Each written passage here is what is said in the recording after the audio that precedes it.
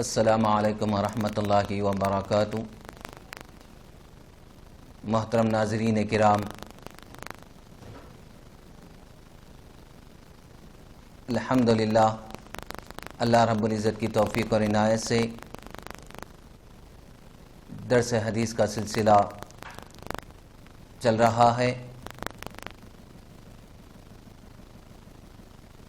یہ ریاض الصالحین حدیث کی معتبر کتاب ہے۔ اس کتاب کے مصنف حضرت العلامہ امام نووی رحمۃ اللہ علیہ ہے، اور یہ درس حدیث نشاء اسلامک اور جامعہ انوار حیدرآباد دکن کے تعاون سے پیش کیا جا رہا ہے۔ آئیے ناظرین کرام، آج کا جو ہمارا باب ہے، باب فی من سن سنتن حسنتن او سیئہ، یعنی جس نے اچھا یا برا طریقہ ایجاد کیا، اچھے یا برے طریقے کے بیان میں آیات مبارکہ اور احادیث مبارکہ کیا ہم کو رہنمائی کرتے ہیں اور کیا ارشادات آقا علیہ الصلوۃ والسلام کے ہمیں ملتے ہیں، اس بارے میں ناظرین سماعت کیجیے۔ حضرت العلامہ امام نووی رحمۃ اللہ علیہ یہ باب کے بعد یہ آیت مبارکہ قلم بند کی ہے۔ قال اللہ تعالی والذین یقولون ربنا هب لنا من ازواجنا وذریاتنا قرۃ اعین واجعلنا للمتقین اماما۔ یہ سورہ فرقان کی آیت مبارکہ ہے، جس میں اللہ رب العزت نے ارشاد فرمایا، وہ لوگ جو کہتے ہیں اے ہمارے پروردگار ہمیں بیویوں اور اولادوں سے آنکھوں کی ٹھنڈک عطا فرما، وہ ہمیں متقی لوگوں کا پیشوا بنا۔ وقال اللہ تعالی وجعلناہم ائمۃ یہدون بامرنا، یہ سورہ انبیاء کی آیت مبارکہ ہے، جس میں اللہ رب العزت نے ارشاد فرمایا، ہم نے ان کو پیشوا بنایا تاکہ ہمارے حکم سے ہدایت کرتے تھے، تاکہ بنایا کہ ہمارے حکم سے ہدایت کرتے تھے۔ اب آیات مبارکہ کے بعد احادیث مبارکہ کی جانب ہم چلتے ہیں۔ عن ابی عمرو جریر بن عبد اللہ رضی اللہ عنہ قال كنا في صدر النهار عند رسول الله صلى الله عليه وسلم فجاءه قوم عراة مجتابي النمار أبي العباء متقلدي السيوف عامتهم من مضر بل كلهم من مضر، فتمعر وجه رسول الله صلى الله عليه وسلم لما رأى به من الفاقة فدخل ثم خرج فأمر بلالا فأذن وأقام فصلى ثم خطب فقال يا أيها الناس اتقوا ربكم الذي خلقكم من نفس واحدة إلى آخر الآية إن الله كان عليكم رقيبا، والآية الأخرى التي في آخر الحشر يا أيها الذين آمنوا اتقوا الله ولتنظر نفس ما قدمت لغد، تصدق رجل من ديناره من درهمه من ثوبه من ساع بره من ساع تمره حتى قال ولو بشق تمرة، فجاء رجل من الأنصار بسرة كادت كفه تعجز عنها بل قد عجزت، ثم تتابع الناس حتى رأيت كومين من طعام وثياب، حتى رأيت وجه رسول الله صلى الله عليه وسلم يتهلل كأنه مذهب، فقال رسول الله صلى الله عليه وسلم من سن في الإسلام سنة حسنة فله أجرها وأجر من عمل بها بعده من غير أن ينقص من اجورهم شيء ومن سن في الاسلام سنة سيئة كان عليه وزرها ووزر من عمل بها من بعده من غير ان ينقص من اوزارهم شيء رواه مسلم۔ حاضرین کرام، اچھے یا برے طریقے کے ایجاد کے بیان میں یہ پہلی حدیث مبارکہ ہے جس کے راوی حضرت ابو عمر جریر بن عبداللہ رضی اللہ تعالیٰ عنہ سے روایت ہے۔ ہم دن کے آغاز میں آقا علیہ الصلوۃ والسلام کے پاس تھے، پس آپ صلی اللہ علیہ وسلم کی بارگاہ میں ایک قوم آئی جو ننگے بدن، دھاری دار چادریں یا کمبل ڈالے ہوئے، تلواریں لٹکائے ہوئے تھے۔ ان کی اکثریت قبیلہ مضر سے تھی، بلکہ تقریباً سب اسی قبیلے سے تھے۔ پس آقا علیہ الصلوۃ والسلام نے جب ان کے فقر و فاقے کی حالت دیکھی تو آپ کے چہرے انور کا رنگ متغیر ہو گیا، بدل گیا۔ آپ گھر گئے، پھر باہر آئے، حضرت بلال رضی اللہ عنہ کو حکم فرمایا، انہوں نے اذان و تکبیر کہی تو آپ صلی اللہ علیہ وسلم نے نماز پڑھائی، پھر خطبہ دیا تو فرمایا، اے لوگو، اپنے رب سے ڈرو جس نے تم کو ایک جان سے پیدا کیا ہے۔ آخر آیت تک پوری حضور علیہ الصلوۃ والسلام نے تلاوت فرمائی۔ بے شک اللہ تم پر رقیب ہے، نگہبان ہے۔ اور دوسری آیت جو سورہ حشر کے آخر میں تلاوت فرمائی، اے ایمان والو اللہ سے ڈرو اور ہر ایک کو دیکھ لینا چاہیے کہ اس نے کل کے لیے آگے بھیجا کیا ہے۔ چنانچہ ہر آدمی نے اپنے دینار، درہم، کپڑے، گندم کے ٹوکرے سے صدقہ کیا، حتیٰ کہ آپ نے فرمایا اگرچہ کھجور کا ٹکڑا صدقہ دے تو انصار میں سے آدمی ایک تھیلی لایا جس کو اٹھانے سے ہتھیلی عاجز ہو رہی تھی، بلکہ عاجز ہو گئی، پھر لوگ مسلسل لانے لگے، حتیٰ کہ میں نے اناج اور کپڑوں کے دو ڈھیر دیکھے، حتیٰ کہ میں نے آقا علیہ الصلوۃ والسلام کے چہرے اقدس کو دیکھا کہ خوشی سے چمک رہا تھا، یوں لگتا تھا کہ اس پر سونے کا پانی چڑھا دیا گیا ہو۔ یہ تشبیہ چمک اور قدر کے اعتبار سے تھی۔ تو آقا علیہ الصلوۃ والسلام نے فرمایا جس نے اسلام میں اچھا طریقہ جاری کیا اس کے لیے اپنا اور اپنے بعد اس پر عمل پیرا ہونے والوں کا ثواب ہے اور ان کے ثواب سے کچھ کمی نہ ہوگی، اور جس نے اسلام میں برا طریقہ جاری کیا تو اس کے لیے اپنا اور اپنے بعد اس پر عمل پیرا ہونے والوں کا گناہ ہے اور یہ ان کے گناہ سے کچھ کم نہ ہوگا۔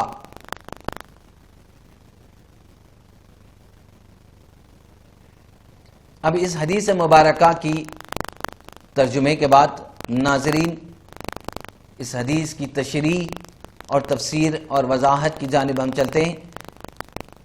حدیث مبارکہ میں اچھا طریقہ ایجاد کرنا اور اس پر عمل کرنے والوں کا ثواب بھی اس کو دیا جاتا ہے۔ آقا علیہ الصلوۃ والسلام کے حدیث مبارکہ سے ہم کو یہ پیغام ملتا ہے، اچھا طریقہ ایجاد کریں، اچھے کام کریں۔ تو اب آئیے اس حدیث مبارکہ کی تشریح کی جانب۔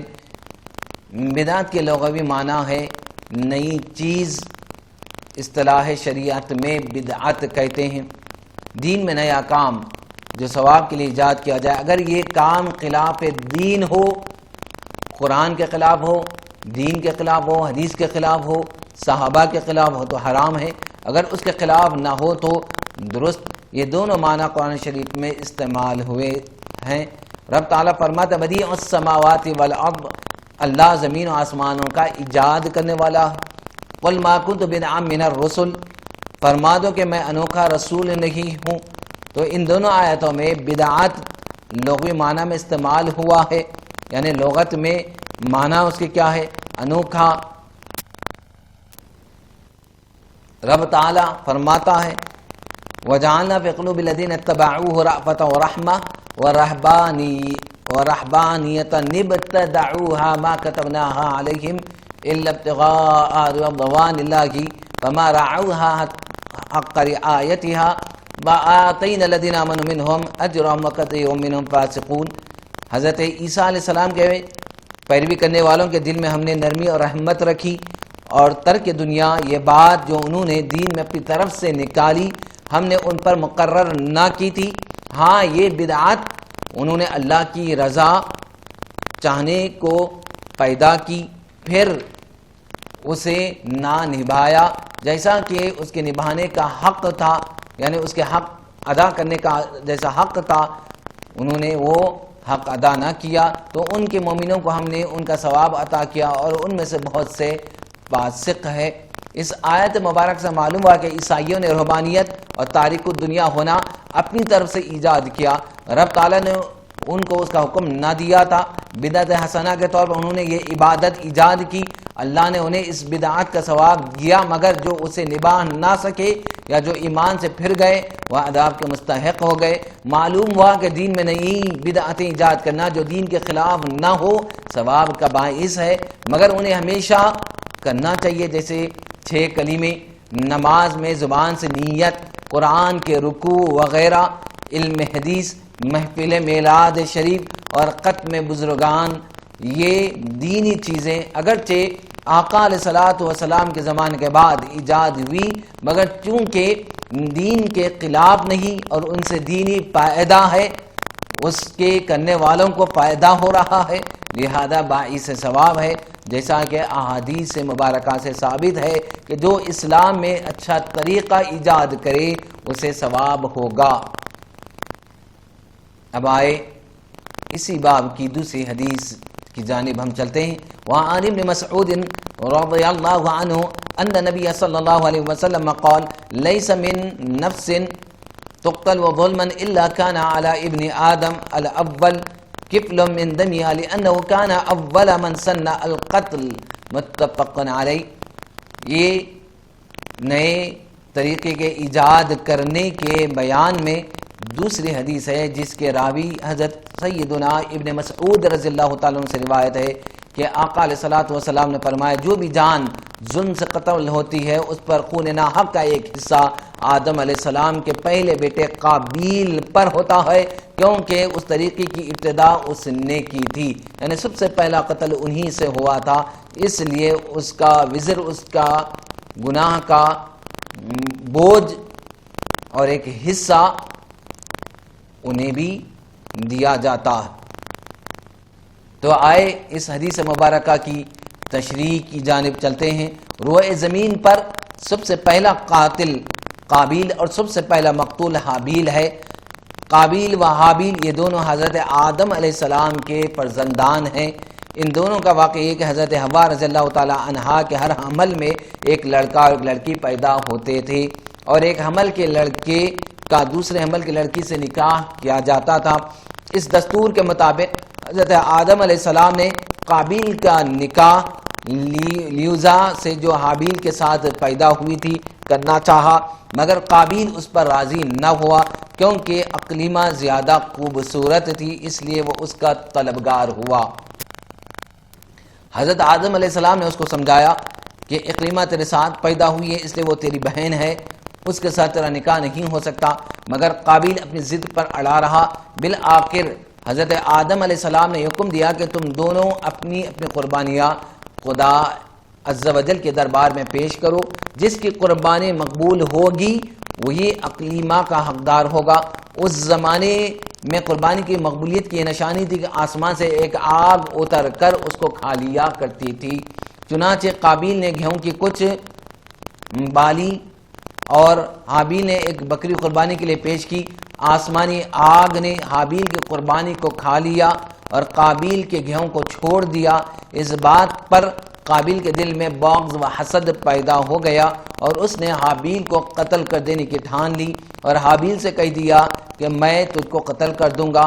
حابیل نے کہا کہ قربانی قبول کرنا اللہ تعالیٰ کا کام ہے، وہ متقی بندوں ہی کی قربانی کو قبول کرتا ہے، اگر تو متقی ہوتا تو ضرور تیری قربانی قبول ہوتی۔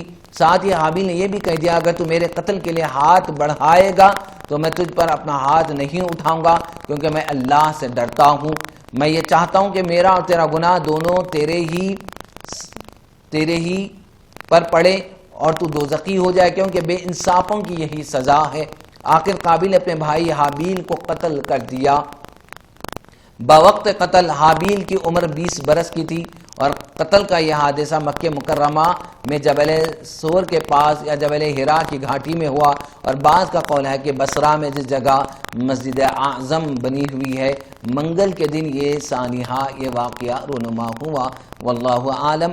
روایت ہے کہ جب حابیل قتل ہو گئے تو 7 دنوں تک زمین میں زلزلہ رہا، اور وحشی جانور پرندے درندوں میں اضطراب اور بے چینی پھیل گئی، اور قابیل جو بہت ہی گورا اور خوبصورت تھا، بھائی کا خون بہاتے ہی اس کا چہرہ بالکل کالا اور بدصورت ہو گیا، اور حضرت آدم علیہ السلام کو بے حد رنج ہوا، قلق ہوا، بے چینی ہوئی، یہاں تک کہ حابیل کے رنج و غم میں 100 برس تک کبھی آپ کو ہنسی نہیں آئی، اور سریانی زبان میں آپ نے حابیل کا مرثیہ کا، جس کا عربی اشعار میں ترجمہ ہے، تغیرت البلاد ومن علیہا ووجہ الارض مقبر قبیح تغیر کل ذی لون وطعم وقل بشاشۃ الوجہ الصبیح۔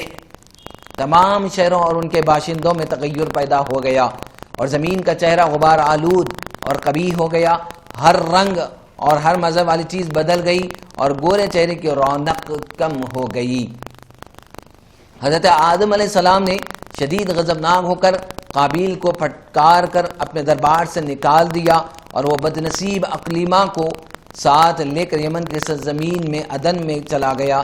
وہاں ابلیس اس کے پاس آ کر کہنے لگا کہ حابیل کی قربانی کو آگ نے اس لیے کھا لیا کہ وہ آگ کی پوجا کیا کرتا تھا، لہذا تو بھی ایک آگ کا مندر بنا کر آگ کی پرستش کیا کر۔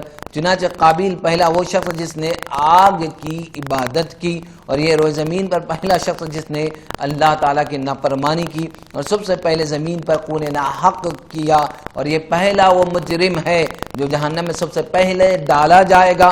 اور حدیث شریف میں ہے کہ روئے زمین پر قیامت تک جو بھی خون ناحق ہوگا قابیل اس میں حصے دار ہوگا، کیونکہ اس نے سب سے پہلے قتل کا دستور نکالا، اور قابیل کا انجام یہ ہوا کہ اس کے ایک لڑکے نے جو کہ اندھا تھا اس کو ایک پتھر مار کر قتل کر دیا، اور یہ بدبخت نبی زادہ ہونے کے باوجود آگ کی پرستش کرتے ہوئے کفر و شرک کی حالت میں اپنے لڑکے کے ہاتھ سے مارا گیا، الیاذ باللہ منہ۔ اللہ ہماری حفاظت فرمائے۔ درس ہدایت، اس واقعے سے چند ہدایتوں کے سبق ہمیں ملتے ہیں۔ دنیا میں سب سے پہلا جو قتل اور خون ناحق ہوا وہ ایک عورت کے معاملے میں ہوا، لہذا کسی عورت کے فتنہ عشق میں مبتلا ہونے سے خدا کی پناہ مانگنی چاہیے، الیاذ باللہ کی منہ۔ قابیل نے جذبہ حسد میں گرفتار ہو کر اپنے بھائی کو قتل کر دیا۔ اسے معلوم ہوا کہ حسد انسان کی کتنی بری اور خطرناک قلبی بیماری ہے، اسی لیے قرآن مجید میں ہے وَمِن شَرِّ حَاسِدٍ اِذَا حَسَد، حکم دیا گیا کہ حاسد کے حسد سے خدا کی پناہ مانگتے رہو۔ خون ناحق کتنا بڑا جرم عظیم ہے، اس جرم کی وجہ سے ایک نبی علیہ السلام کا فرزند اپنے باپ حضرت آدم علیہ السلام کے دربار سے راندہ درگاہ ہو کر کفر و شرک میں مبتلا ہو کر مر گیا، اور قیامت تک ہونے والے ہر خون ناحق میں حصے دار بن کر عذاب جہنم میں گرفتار رہے گا۔ اس سے معلوم ہوا کہ جو شخص کوئی برا طریقہ ایجاد کرے، قیامت تک جتنے لوگ اس برے طریقے پر عمل کریں گے سب کے گناہ میں وہ برابر کا شریک اور حصے دار رہے گا۔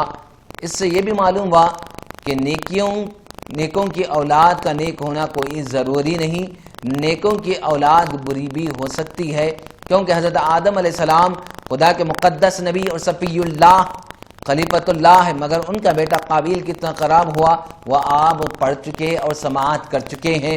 ہمیشہ ہر شخص کو چاہیے کہ فرزند صالح اور نیک اولاد کی دعائیں خدا سے مانگتے رہے، اور جیسا کہ قرآن مجید میں انبیاء کی دعائیں نقل کی گئی، وہ بھی دعا کرتے تھے ربنا ہب لنا من لدنک ذریۃ طیبہ انک سمیع الدعاء۔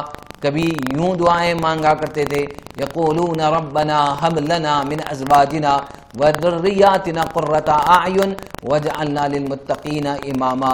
تو ہمیں بھی چاہیے کہ ہم بھی اپنی اولاد کے لیے کثرت سے بارگاہ خداوندی میں دعا کریں، ان کے نیک ہونے کے لیے، ان کے اچھے اخلاق کے پیکر ہونے کے لیے ہمیشہ مانگتے رہیں، دعا ان کے حق میں کرتے رہیں۔ تو ناظرین کرام، یہ ایک باب جو نئے طریقے کے ایجاد کے تعلق سے تھا یہاں ختم ہوتا ہے۔ اس کے بعد دوسرے باب اور دوسرے عنوان کا آغاز ہو رہا ہے، باب فی الدلالۃ علی خیر والدعاء الی ہدی او ضلالہ، نیکی کی رہنمائی یا ہدایت کی رہنمائی کرنا یا گمراہی کی طرف بلانا۔ یہ نیا باب ہے، اور اس باب کے تحت حضرت العلامہ امام نووی رحمۃ اللہ علیہ لکھتے ہیں، قال اللہ تعالی ادعو الی ربک، سورہ قصص کی آیت مبارکہ ہے۔ اللہ رب العزت کا ارشاد ہے اپنے رب کی طرف آپ بلائیے۔ وقال اللہ تعالی ادعو الی سبیل ربک بالحکمت والموعظۃ الحسنۃ، سورہ نحل کی آیت مبارکہ ہے جس میں اللہ رب العزت ارشاد فرماتا ہے اپنے رب کے راستے کی طرف حکمت اور اچھے واعظ کے ذریعے سے دعوت دیجیے، بلائیے۔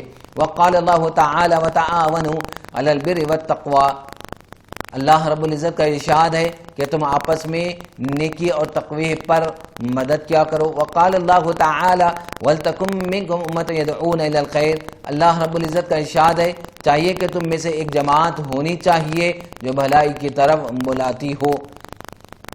اب ان آیات مبارکہ اور اس کے ترجمے کے بعد احادیث سے مبارکہ کی جانب آگے بڑھتے ہیں۔ اس باب کی پہلی حدیث کہ نیکی کی طرف بلانا اور ہدایت یا گمراہی کی طرف بلانا، اس بیان میں اس باب کی پہلی حدیث یہ ہے، ان ابی مسعود عقبۃ بن عمرو الانصاری البدری رضی اللہ عنہ قال قال رسول اللہ صلی اللہ علیہ وسلم من دل علی خیر فلہ مثل اجر فاعلہ، رواہ مسلم۔ اس حدیث کے راوی حضرت ابو مسعود عقبہ بن عمرو انصاری رضی اللہ تعالی عنہ ہے جو بدری صحابی ہے۔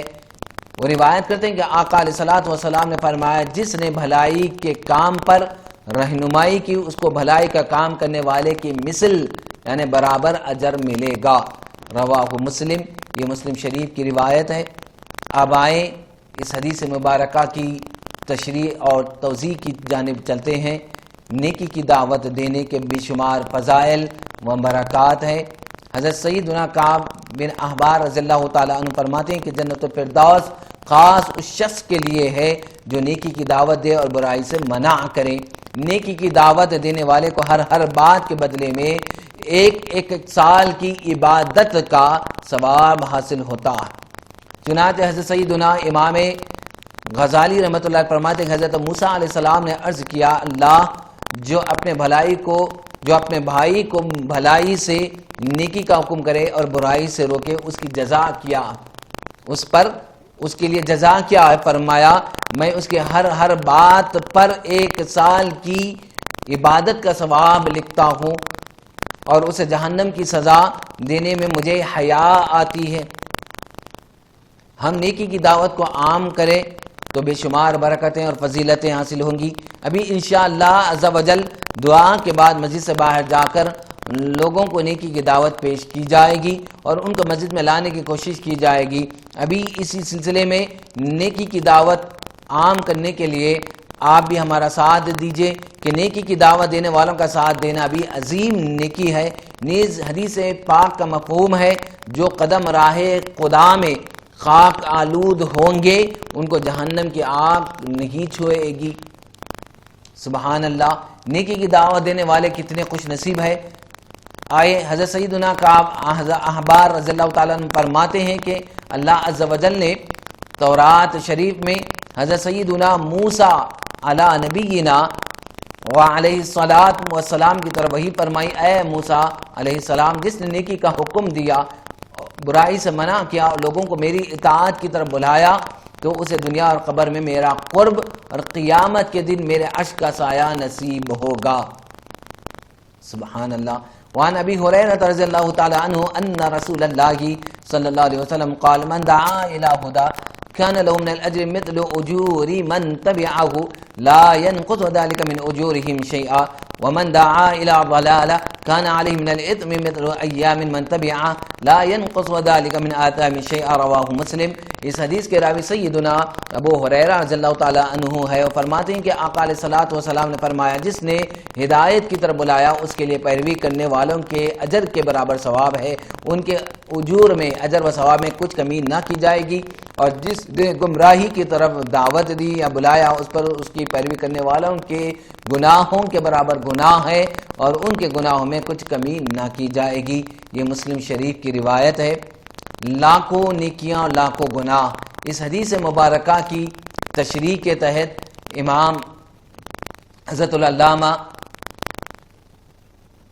العلامہ فرماتے ہیں اس حدیث کے شارح کہ مفتی احمد یارقان نعیمی، مفتی احمد یارقان علیہ رحمہ لکھتے ہیں کہ آقا علیہ الصلوۃ والسلام اور ان کے صدقے سے تمام صحابہ، ائمہ، مجتہدین، علماء متقدمین و متأخرین سب کو شامل ہے۔ مثلا اگر کسی کی تبلیغ سے 1,00,000 نمازی بنے تو اس مبلغ کو ہر وقت 1,00,000 نمازوں کا ثواب ہوگا، اور نمازیوں کو اپنی اپنی نمازوں کے ثواب اس سے معلوم ہو، اور اب نمازیوں کو اپنی اپنی نمازوں کا ثواب تو ملے ہی گا، اور اس کی طرف بلانے والوں مبلغین کو بھی ثواب ملے گا۔ اس سے معلوم ہوا کہ آقا علیہ الصلوۃ والسلام کا ثواب مخلوق کے اندازے سے ورا ہے۔ رب فرماتا وَإِنَّ لَكَ لَأَجْرًا غَيْرَ مَمْنُونٍ، ضرور تمہارے لیے بے انتہا ثواب ہے۔ ایسے ہی وہ مصنفین جن کی کتابوں سے لوگ ہدایت پا رہے ہیں، قیامت تک لاکھوں ثواب انہیں پہنچتا رہے گا۔ یہ حدیث اس آیت کے خلاف نہیں۔ لیس للانسان الا ما سعی، آدمی نہ پائے گا مگر اپنی کوشش، کیونکہ یہ ثوابوں کی زیادتی اس کے عمل تبلیغ کا نتیجہ ہے۔ مزید فرماتے ہیں اس میں گمراہیوں کے موجدین یعنی مبلغین، یعنی گمراہی ایجاد کرنے اور گمراہی دوسروں کو پہنچانے والے سب شامل ہے، تا قیامت ان کو ہر وقت لاکھوں گناہ پہنچتے رہیں گے۔ گناہ کی ترغیب دینے والی پر انفرادی کوشش، کچھ لوگوں نے ایک عورت کو 1,000 درہم کے بدلے اس بات پر تیار کیا کہ وہ حضرت سیدنا ربیع بن خثیم رضی اللہ تعالیٰ کو بہکائے گی۔ وہ عورت بن سنور کر آپ کے راستے میں کھڑی ہو گئی۔ جب حضرت سیدنا ربیع بن خثیم رضی اللہ تعالیٰ مسجد سے نکلے تو وہ عورت چہرہ کھولے آپ کے سامنے آ گئی۔ آپ نے اس عورت سے فرمایا اگر تیرے جسم پر بخار طاری ہو جائے تو تمہارا رنگ روب غائب ہو جائے اور تمہارے چہرے کی رونق جاتی رہے، یاد کرو وقت کیسا ہوگا جب ملک الموت تشریف لا کر تمہارے روح قبض کریں گے۔ یہ سن کر اس عورت پر غشی طاری ہو گئی۔ جب اسے ہوش آیا تو وہ سب برائیوں سے کنارہ کش ہو کر اپنے رب کی عبادت میں مشغول ہو گئی۔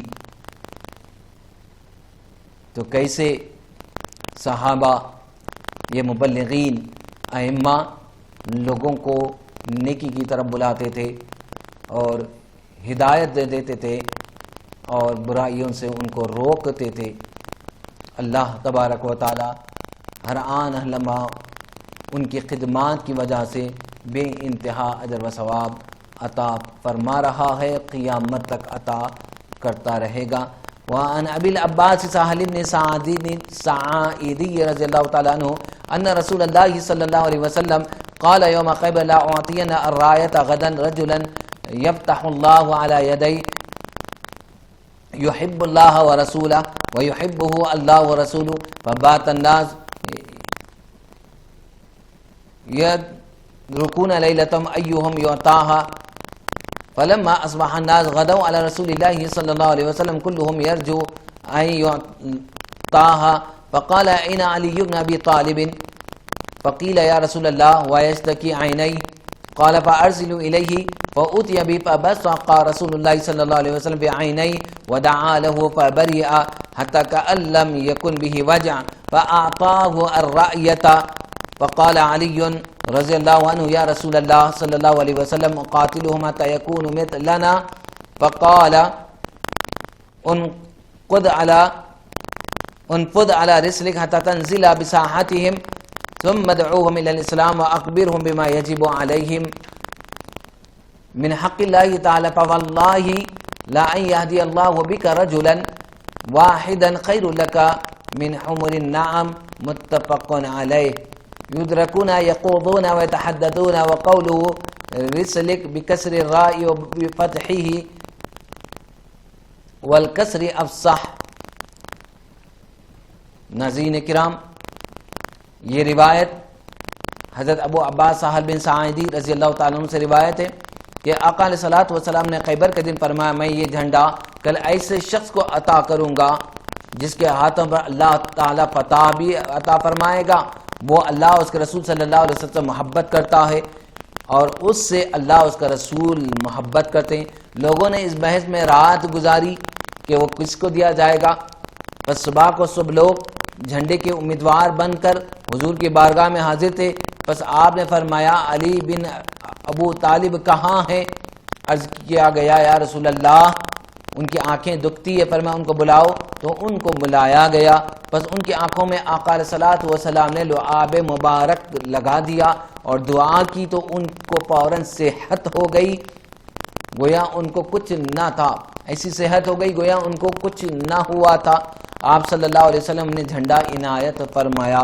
حضرت علی رضی اللہ تعالیٰ نے عرض کیا، رسول اللہ میں ان سے جنگ کروں حتیٰ کہ وہ ہم جیسے ایماندار ہو جائے. فرمائے اطمینان سے چلو یہاں تک کہ ان کے صحن میں اترو، پھر ان کو اسلام کی دعوت دو اور ان کو بتاؤ جو ان پر اللہ تعالیٰ کے حقوق ہے.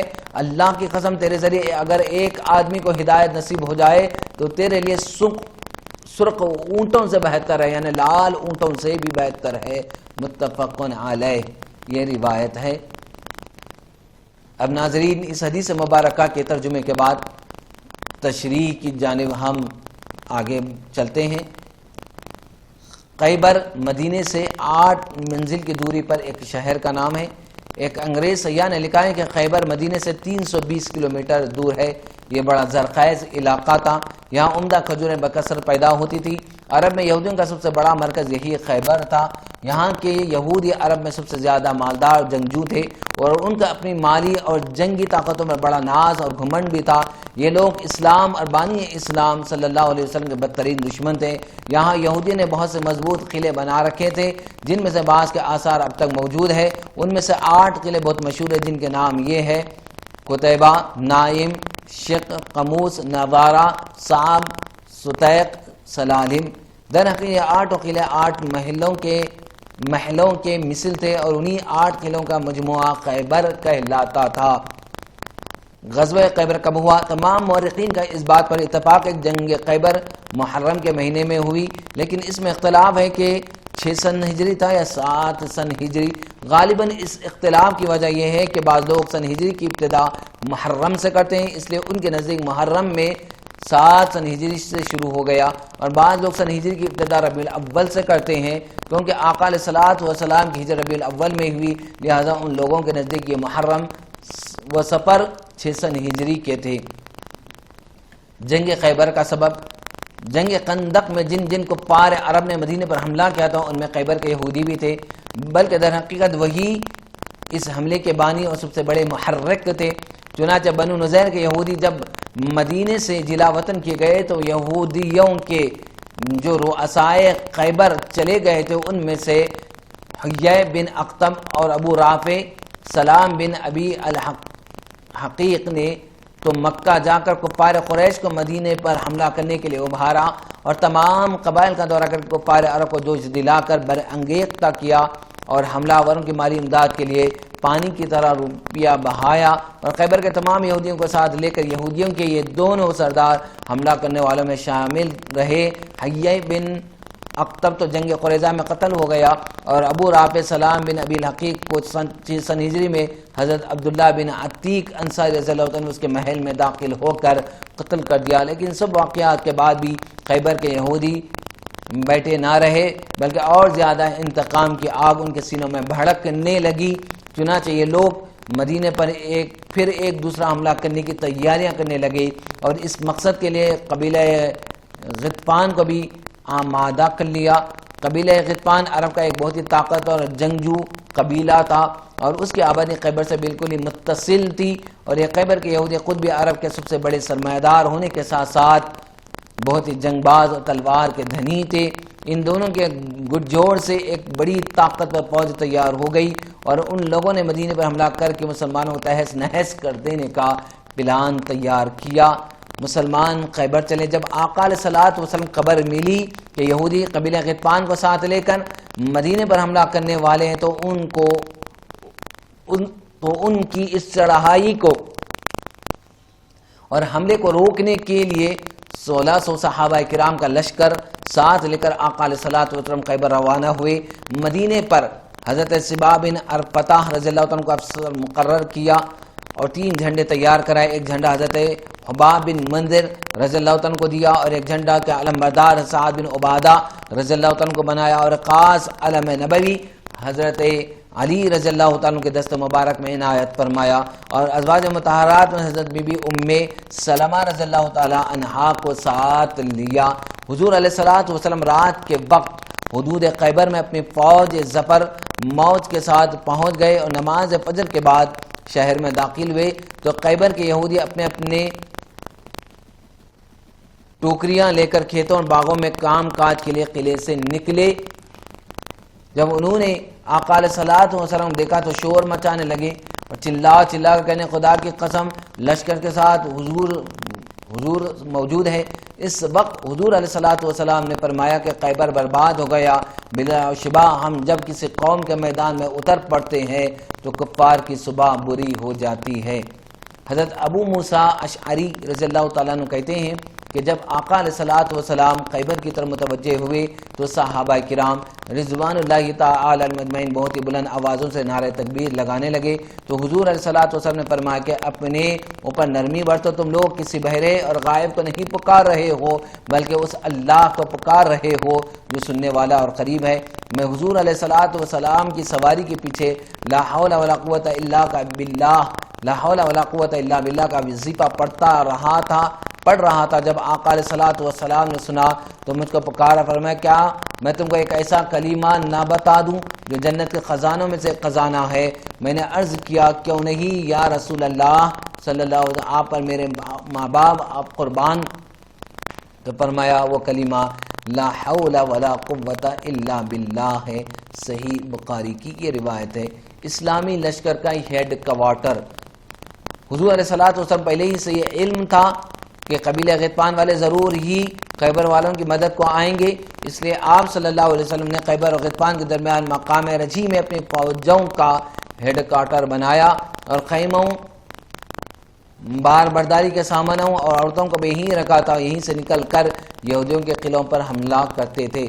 قلعہ نائم کے بعد دوسرے قلعہ بھی بآسانی بہت جلد فتح ہو گئے، لیکن قلعہ قموس چونکہ بہت ہی محفوظ قلعہ تھا اور یہاں یہودیوں کی فوجیں بھی بہت زیادہ تھیں اور یہودیوں کا سب سے بڑا بہادر مراحب خود اس قلعے کی حفاظت کرتا تھا، اس لیے اس قلعے کو فتح کرنے میں بڑی دشواری ہوئی۔ کئی روز تک یہ مہم سر نہ ہو سکی، یعنی فتح نہ ملی۔ حضور علیہ الصلوۃ والسلام نے اس قلعے پر پہلے دن حضرت ابو بکر صدیق رضی اللہ عنہ کی کمان میں اسلامی فوجوں کو چڑھائی کے لیے بھیجا اور انہیں بہت ہی شجاعت اور جاں بازی کے ساتھ حملہ فرمایا، مگر یہودیوں نے قلعے کی فصیل پر سے اس زور کی تیر اندازی اور سنگباری کی کہ مسلمان قلعے کے پھاٹک تک نہ پہنچ سکے اور رات ہو گئی۔ دوسرے دن حضرت عمر رضی اللہ تعالی عنہ نے زبردست حملہ کیا اور مسلمان بڑی گرم جوشی کے ساتھ بڑھ چڑھ کر دن بھر قلعے پر حملہ کرتے رہے، مگر قلعہ فتح نہ ہو سکا۔ کیوں کر فتح ہوتا؟ فاتح خیبر ہونا تو علی حیدر کے مقدر میں لکھا تھا، فاتح خیبر کا ہونا حضرت علی رضی اللہ عنہ کے مقدر میں لکھا تھا۔ چنانچہ آقا علیہ الصلوۃ والسلام کل میں اس آدمی کو جھنڈا دوں گا جس کے ہاتھ پر اللہ فتح دے گا، وہ اللہ و رسول کا محب بھی ہے اور محبوب بھی۔ صحیح بخاری کتاب المغازی۔ راوی نے کہا کہ لوگوں نے یہ رات بڑے اضطراب میں گزاری کہ دیکھے کل کس کو جھنڈا دیا جائے گا۔ صبح ہوئی تو صحابہ کرام رضوان اللہ تعالی علیہم اجمعین خدمت اقدس میں بڑے اشتیاق اور شوق کے ساتھ تمنا لے کر حاضر ہوئے کہ یہ اعزاز اور شرف ہمیں مل جائے، کہ اس لیے کہ جس کو جھنڈا ملے گا اس کے لیے 3 بشارتیں ہیں، وہ اللہ و رسول کا محب ہے، اور وہ اللہ و رسول کا محبوب ہے، خیبر اس کے ہاتھ سے فتح ہوگا۔ حضرت عمر رضی اللہ عنہ کا بیان ہے کہ اس روز مجھے بڑی تمنا تھی کہ کاش آج مجھے جھنڈا عنایت ہوتا۔ وہ یہ بھی فرماتے کہ اس موقع کے سوا مجھے کبھی بھی فوج کی سرداری اور آفیسری کی تمنا نہ تھی۔ حضرت سعد رضی اللہ عنہ کے بیان سے معلوم ہوتا ہے کہ دوسرے صحابہ بھی اس نعمت عظما کے لیے ترس رہے تھے، صحیح مسلم۔ لیکن صبح کو اچانک یہ صدا لوگوں کے کان میں آئی کہ علی کہاں ہے؟ لوگوں نے عرض کیا کہ ان کی آنکھوں میں آشوب چشم ہے۔ آپ صلی اللہ علیہ وسلم نے قاصد بھیج کر ان کو بلایا، ان کی دکھتی ہوئی آنکھوں میں اپنا لعاب دہن لگا دیا اور دعا فرمائی تو فوراً ہی انہیں ایسی شفا حاصل ہو گئی کہ گویا انہیں کوئی تکلیف تھی ہی نہیں۔ پھر حضور علیہ الصلوۃ والسلام اپنے دست مبارک سے اپنا عالم نبوی جو حضرت ام المومنین بی بی عائشہ رضی اللہ عنہ کی سیاہ چادر سے تیار کیا گیا تھا، حضرت علی رضی اللہ عنہ کے ہاتھ میں عطا فرمایا، صحیح مسلم۔ ارشاد فرمایا کہ تم بڑے سکون کے ساتھ جاؤ اور ان یہودیوں کو اسلام کی دعوت دو اور بتاؤ کہ مسلمان ہو جانے کے بعد تم پر فلاں فلاں اللہ کے حقوق واجب ہے۔ خدا کی قسم اگر ایک آدمی نے بھی تمہاری دولت اسلام قبول کر لیا تو یہ دولت تمہارے لیے سرخ اونٹوں سے بھی زیادہ بہتر ہے۔ گھمسان کی جنگ میں حضرت علی رضی اللہ عنہ کی ڈھال کٹ کر گر پڑی تو آپ رضی اللہ عنہ نے آگے بڑھ کر قلعہ قموس کا پھاٹک اکھاڑ دیا۔ حضرت علی رضی اللہ عنہ کی ڈھال کٹ کر گر پڑی تو آپ رضی اللہ عنہ نے آگے بڑھ کر قلعہ قموس کا پھاٹک اکھاڑ دیا اور کوڑا کو ڈھال بنا کر اس پر دشمن کی تلواریں روکتے رہے۔ کواڑ کو ڈھال بنا کر دشمنوں کی تلواریں روکتے رہے۔ یہ کواڑ اتنا بڑا اور وزنی تھا کہ بعد کو 40 آدمی اس کو نہ اٹھا سکے۔ یہ حضرت علی رضی اللہ تعالیٰ کی طاقت ہے جو اللہ رب العزت نے آپ کو عطا فرمائی تھی۔ جنگ جاری تھی کہ حضرت علی شیر خدا رضی اللہ عنہ نے کمال شجاعت کے ساتھ لڑتے ہوئے خیبر کو فتح کر لیا اور حضرت صادق الوعد آقا علیہ الصلوۃ والسلام کا فرمان صداقت کا نشان بن کر فضاؤں میں لہرانے لگا کہ کل میں اس آدمی کو جھنڈا دوں گا جس کے ہاتھ پر اللہ تعالیٰ فتح دے گا، وہ اللہ و رسول صلی اللہ علیہ وسلم کا محب بھی ہے اور اللہ اس کے رسول صلی اللہ علیہ وسلم کا محبوب بھی۔ بے شک حضرت مولا کائنات رضی اللہ تعالیٰ عنہ وہ آقا علیہ الصلوۃ والسلام کے محب بھی ہے اور محبوب بھی ہے، اللہ اس رسول کے محب بھی ہے اور محبوب بھی ہے، اور بلا شبہ اللہ تعالیٰ نے آپ کے ہاتھ سے خیبر کی فتح عطا فرمائی اور قیامت تک کے لیے اللہ تعالیٰ نے آپ کو فاتح خیبر کے معزز لقب سے نواز دیا۔ وہ یہ فتح عظیم ہے جس نے پورے جزیرۃ العرب میں یہودیوں کی جنگی طاقت کا جنازہ نکال دیا۔ فتح خیبر سے قبل اسلام یہودیوں مشرکین کی گجوڑ سے نزاع کی حالت میں تھا، لیکن خیبر فتح ہو جانے کے بعد اسلام اس خوفناک نزاع سے اور صورت سے نکل گیا اور آگے اسلام فتوحات کے دروازے کھل گئے۔ چنانچہ اس کے بعد ہی مکہ بھی فتح ہو گیا۔ اس لیے ایک مسلمہ حقیقت ہے کہ فاتح خیبر کی ذات سے تمام اسلامی فتوحات کا سلسلہ وابستہ ہے۔ بہرحال خیبر کا قلعہ قموس 20 دن کے محاصرے اور زبردست معرکہ آرائی کے بعد فتح ہو گیا۔ ان معرکوں میں 93 یہودی قتل ہوئے اور 15 مسلمان صحابہ جام شہادت سے فیضیاب ہوئے۔ وعن انس رضی اللہ تعالیٰ عنہ ان فتن من اسلم قال یا رسول اللہ انی اريد الغزو وليس معي ما اتجهز به قال ائتي فلانا فإنه قد كان تجهز فمرض فأتاه فقال إن رسول الله صلى الله عليه وسلم يقرئك السلام ويقول أعطني الذي تجهزت به فقال يا فلانا أعطيه الذي تجهزت به ولا تحبس منه شيئا فوالله لا تحبسين منه شيئا فيبارك لك فيه رواہ مسلم۔ حضرت انس رضی اللہ تعالیٰ عنہ سے روایت ہے کہ بنو اسلم قبیلے کے ایک آدمی نے عرض کیا یا رسول اللہ میرا ارادہ جہاد کا ہے لیکن میرے پاس اس کی تیاری کا سامان نہیں۔ فرمایا فلاں کے پاس جاؤ، اس نے تیاری کی تھی، اب وہ بیمار ہو گیا ہے۔ وہ اس کے پاس گیا اور کہا کہ رسول اللہ تجھے سلام کہتے ہیں اور فرماتے ہیں مجھے اپنی جہاد کی تیاری کا سامان دے دے۔ انہوں نے کہا اے فلاں میں میرا تیار شدہ جہاد کا سامان اسے دے دوں اور اس میں سے کچھ نہ روک رکھنا، اللہ کی قسم اس نے اس میں سے کسی چیز کو تم نے روک لیا وہ ہمارے لیے بابرکت نہ ہوگی۔ اس حدیث مبارکہ کے ترجمے کے بعد تشریح کی جانب ہم بڑھتے ہیں۔ سامان جہاد کی تیاری۔ حضرت سیدنا زید بن خالد جوہنی رضی اللہ تعالیٰ سے مروی ہے کہ آقا علیہ الصلوۃ والسلام نے فرمایا، جس نے اللہ عز و جل کی راہ میں جہاد کرنے والے کو سامان مہیا کیا تو اس نے بھی جہاد کیا، اور جس نے غازی کے جہاد پر جانے کے بعد اس کے اہل خانہ کے ساتھ اچھا برتاؤ کیا تو اس نے بھی جہاد کیا۔